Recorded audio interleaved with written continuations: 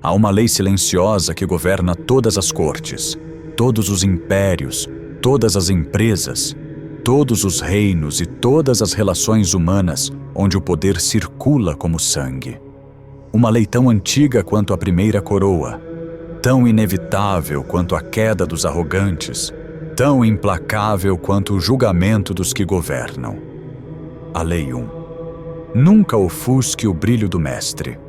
Mas esta não é apenas uma regra, é um veredicto psicológico, uma sentença natural que recai sobre todos aqueles que ousam brilhar cedo demais.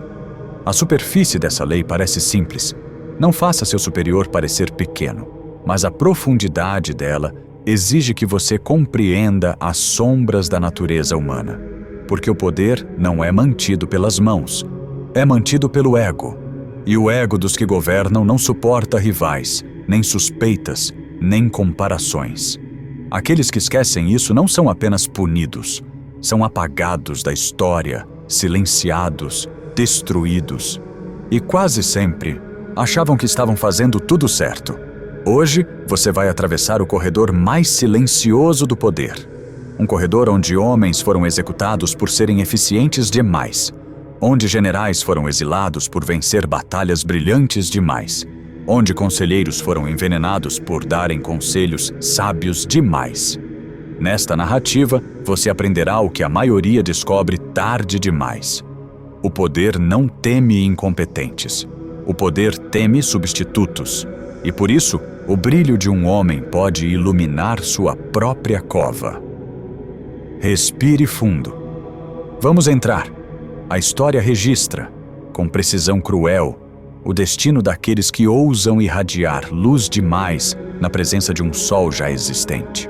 E ninguém exemplifica isso melhor que Nicolas Fouquet, ministro de Finanças do rei francês Luís XIV.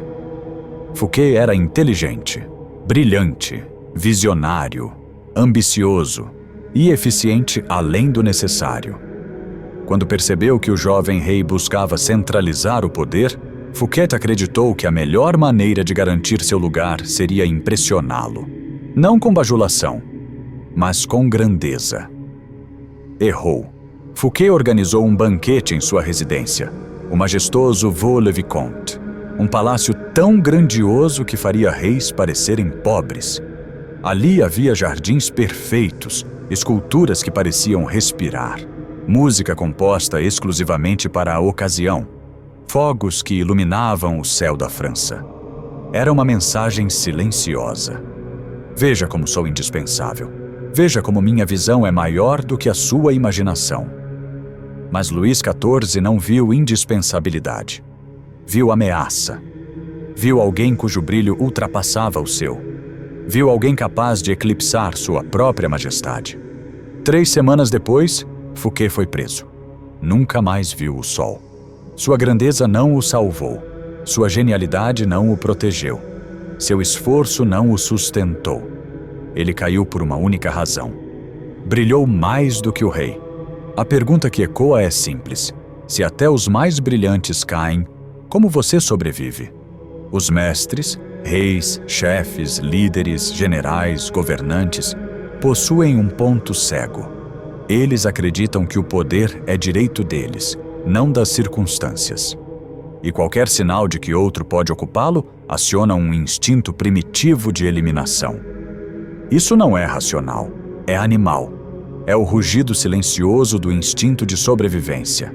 É o medo ancestral de perder o trono. É o reflexo do predador que vê seu próprio sangue pingando na pedra e percebe que não está mais no auge. Você deve entender esta verdade. Ninguém teme o incompetente. Ninguém teme o fraco. Ninguém teme o que rasteja. Mas todos temem quem pode caminhar sozinho. E por isso, o discípulo que demonstra força demais é tratado como inimigo, muito antes de se considerar como aliado. O mestre não se irrita com a sua fraqueza. Ele se irrita com sua habilidade. Ele se incomoda com o que você faz bem demais. Ele teme o que você pode se tornar. Reis não ficam paranoicos com fracassados. Eles ficam paranoicos com prodígios. Grandes líderes da história aprenderam isso cedo. Alexandre. o grande, só confiava em generais que nunca tentaram superar seu brilho. O imperador Augusto se cercou de homens talentosos, mas eliminou qualquer um cuja popularidade ameaçasse sua própria figura. César foi advertido pelos sinais da própria Roma. Quanto mais brilhava, mais seus aliados planejavam sua queda. Até Napoleão, que se gabava de reconhecer grandeza, temia subordinados que brilhavam intensamente. Quando um general era amado demais pelas tropas, ele não ganhava medalhas, ele ganhava distância. Os mestres não querem rivais, querem espelhos, querem sombras, querem peças que fortaleçam seu tabuleiro, não peças que possam virar reis. E você, onde se coloca? A mente do mestre não funciona como a mente dos que servem. Você enxerga mérito, ele enxerga perigo.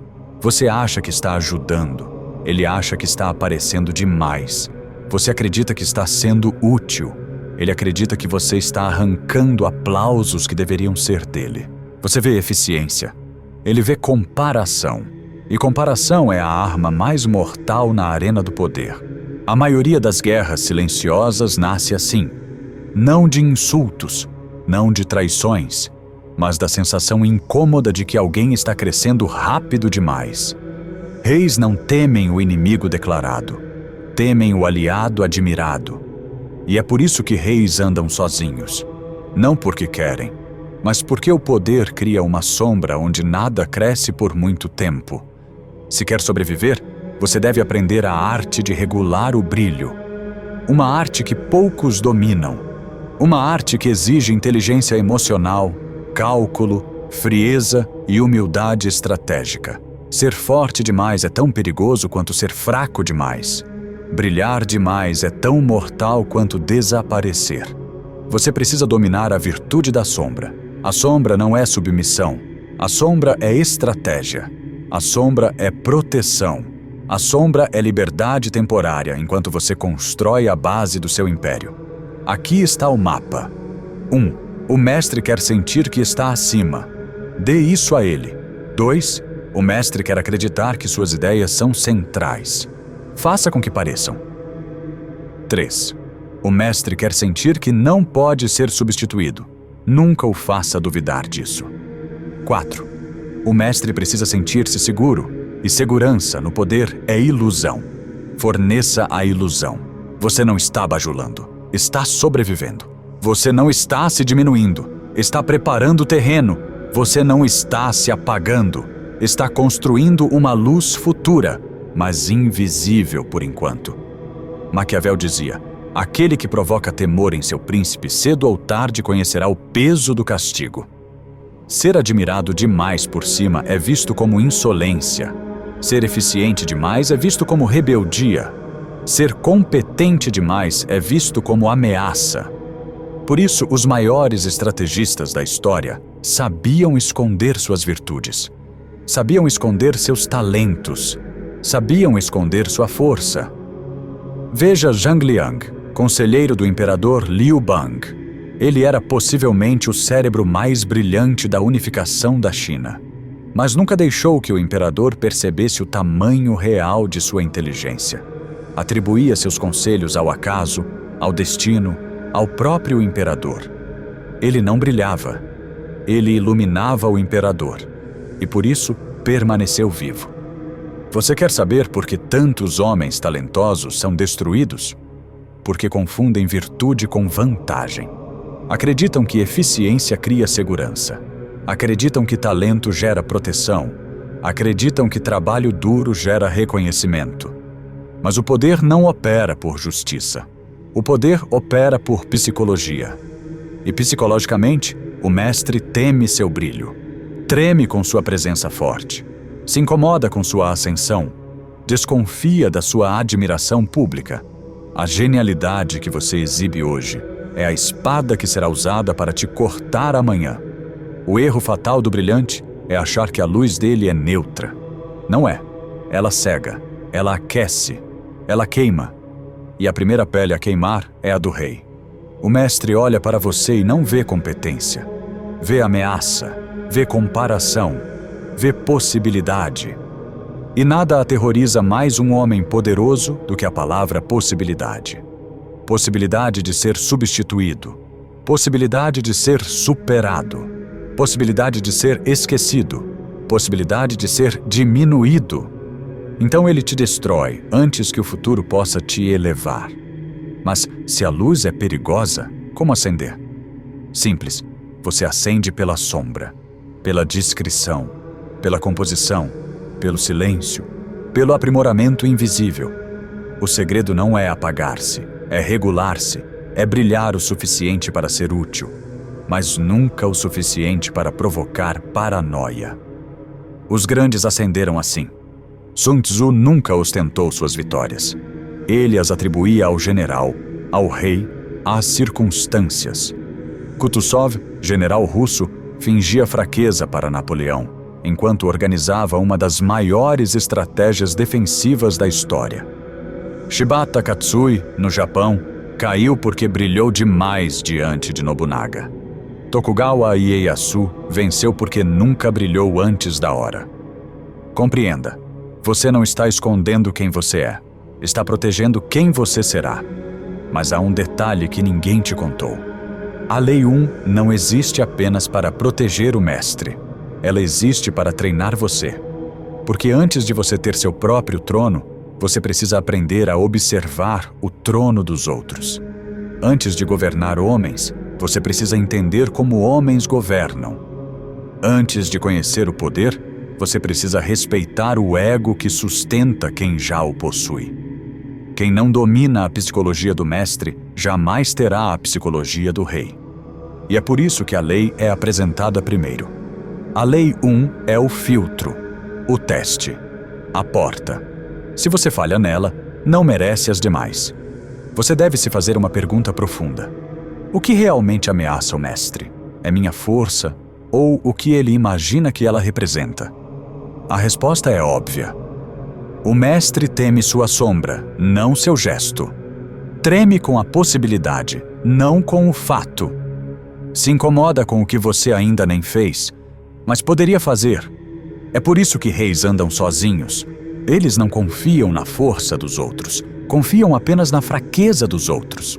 O forte incomoda, o brilhante assusta, o talentoso desestabiliza. O disciplinado provoca inquietação. O previsível é seguro, o medíocre é confortável e o indispensável é perigoso. Você deve escolher qual desses deseja ser enquanto constrói seu próprio caminho. Mas lembre-se, antes de ser indispensável, seja discreto. Agora chegamos ao núcleo da lei, o ponto onde ela se torna viva, pulsante, inevitável. Nunca ofusque o mestre porque o mestre controla o ambiente. É ele quem distribui oportunidades. É ele quem define quem cresce e quem permanece no chão. É ele quem pode te elevar ou te descartar. E você nunca confronta o ambiente. Você molda-se a ele até estar forte o suficiente para moldá-lo de volta. A sombra não é humilhação. A sombra é incubadora. A sombra é o casulo onde o poder cresce sem ser percebido. Aquela borboleta que tenta abrir as asas antes da hora é esmagada. Aquela que espera, reina. Esta lei não te ensina a ser submisso, ensina a ser estratégico, ensina a controlar sua ambição, ensina a dominar sua própria vaidade, ensina a crescer com paciência e precisão. Porque o verdadeiro poder não é demonstrado, é acumulado. E poder acumulado sem controle vira ruína, mas poder acumulado com paciência vira império. Por isso, enquanto o mestre governa, você observa, você aprende, você cresce, você absorve, você entende, você guarda. Até que um dia silencioso como a madrugada antes da guerra, você percebe que já não precisa da sombra, porque construiu sua própria luz. E ninguém, absolutamente ninguém, pode apagá-la. Esse é o destino dos estrategistas, não dos impulsivos, não dos vaidosos, não dos que se exibem, mas dos que se preparam. Agora respire e grave em sua consciência. Enquanto existir um mestre acima de você, sua luz deve ser medida, calibrada, calculada, disciplinada. não por medo, mas por estratégia, não por submissão, mas por visão, não por fraqueza, mas por domínio total de si mesmo. O mestre não teme o fraco, o mestre teme o que poderia substituí-lo. E a melhor forma de conquistar um trono é sobreviver o suficiente para alcançá-lo. Se esta narrativa despertou algo dentro de você, anote mentalmente. Eu regulo minha luz. Eu compreendo a sombra. Eu estudo o trono. Eu deixo o mestre seguro. E um dia, eu serei o mestre.